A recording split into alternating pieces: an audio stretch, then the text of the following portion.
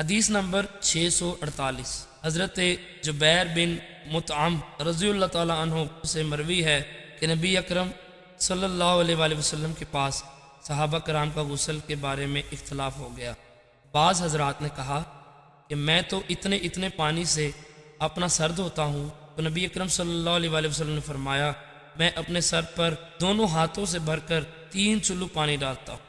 حدیث نمبر 649 ایک اور سند کے ساتھ حضرت جبیر بن مطعم رضی اللہ تعالیٰ عنہ سے مروی ہے کہ رسول اکرم صلی اللہ علیہ وآلہ وسلم کے پاس غسل جنابت کا ذکر ہوا تو آپ نے فرمایا میں تو اپنے سر پر 3 بار پانی ڈالتا ہوں۔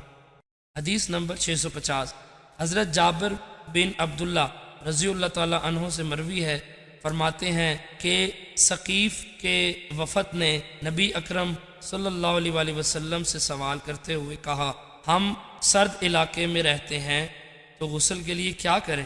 آپ نے فرمایا میں تو اپنے سر پر 3 چلو پانی ڈالتا ہوں۔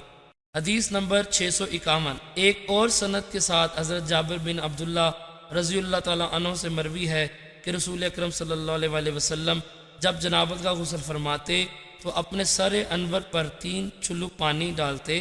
حضرت حسن بن محمد رحمۃ اللہ علیہ نے فرمایا تیرے بال زیادہ ہیں۔ حضرت جابر رضی اللہ تعالیٰ عنہ نے فرمایا اے بھتیجے، رسول اکرم صلی اللہ علیہ وآلہ وسلم کے بال تمہارے بالوں سے بھی زیادہ تھے اور نہایت پاکیزہ بھی۔